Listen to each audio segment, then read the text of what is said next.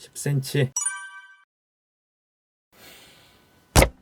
안녕하세요, 신공입니다. 머리가 짧아졌죠? 2-3년 만에 짧게 자른 것 같습니다. 생각보다 많은 분들이 지금 채널도 구독해주시고 댓글도 달아주시면서 소통하고 계셔주셔서 굉장히 감사드리고요. 앞으로도 잘 부탁드리겠습니다. 오늘은 화성학 이야기 2화인데요. 1화에서는 음정이 뭔지, 음정에 대해서 왜 배워야 되는지에 대해서 좀 이렇게 이야기를 풀어봤죠. 오늘은 지난번에 예고했던 대로 음정을 좀 더 디테일하게 이야기하기 위해서 알아두어야 할 배경 지식들에 대해서 한번 풀고 가도록 하겠습니다. 그러면 가시죠.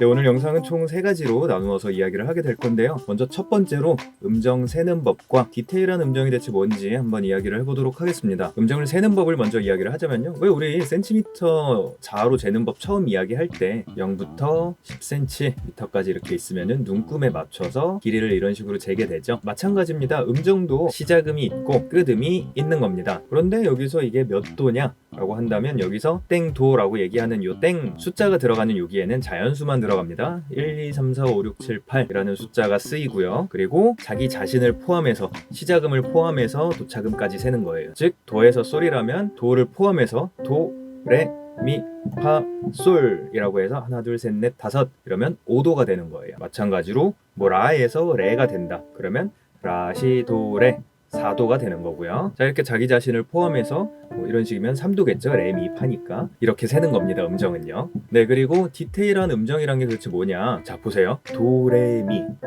얘도 3도죠. 레, 미, 파 얘도 3도예요. 음정이라는 거는 음의 간격이라 그랬죠. 그런데 잘 보면은 도에서 미까지 요 3도는 사이에 있는 건반의 수가 하나, 둘, 3개죠. 자, 그런데 레, 미, 파 여기 있는 3도 사이에는 건반이 하나, 2개뿐이에요. 음정이라는 거는 음의 간격이라 그랬는데 똑같은 3도가 아닌 거예요. 즉 무슨 3도냐 무슨 3도냐 이런 식으로 음정을 디테일하게 구분을 해주어야 하는 겁니다. 음정의 종류가 나뉘어지는 거예요. 음정을 이렇게 디테일하게 나누어야 하는 이유에 대해서는 이제 아시겠죠. 그래서 이걸 어떻게 나눌 것이냐 라는 것은 다음 강의에 나올 거고요. 오늘은 두 번째 배경 지식에 대해서 이어서 설명해 보도록 하겠습니다.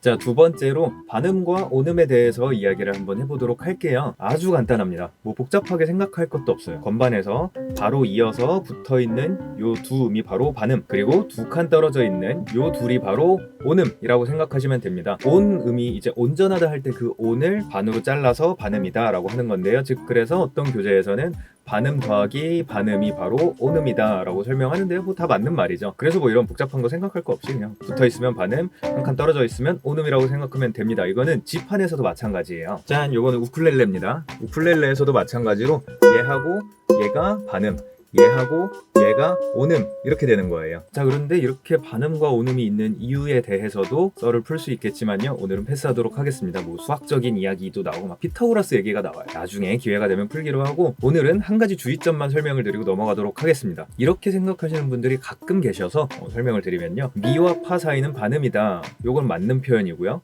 미는 반음이다. 요거는 있을 수 없는 표현입니다. 두 음의 관계가 반음이냐 혹은 온음이냐에 대한 이야기인 거지 미가 반음이고 시가 반음이고 도가 반음이고 이런 거는 있지 않습니다. 두 음의 사이가 반음 간격이냐 온음 간격이냐 요런 차이일 뿐인 것입니다. 네, 그러니 헷갈리지 마시고요.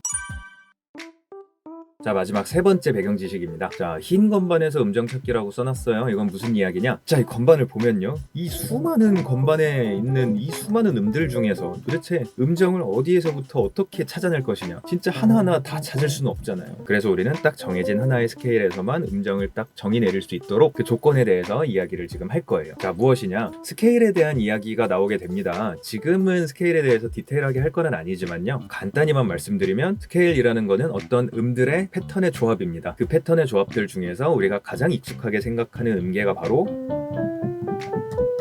장음계입니다. 메이저 스케일이라고 하죠.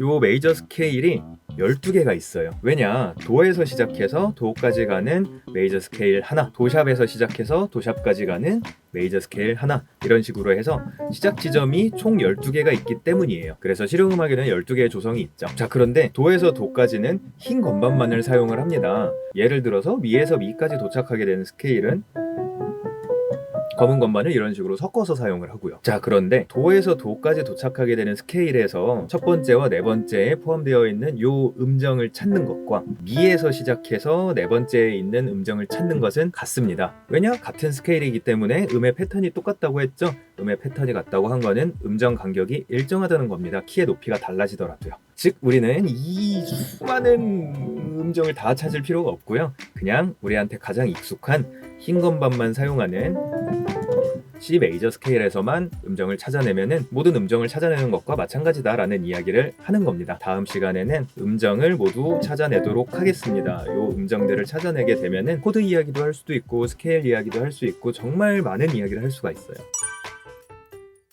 네, 그래서 다음 주에는 본격적으로 음정의 종류에 대해서, 디테일한 음정에 대해서 이야기를 해보도록 하겠습니다. 영상 봐주셔서 감사드리고요. 다음 주에 3화로 만나겠습니다. 감사합니다. 안녕.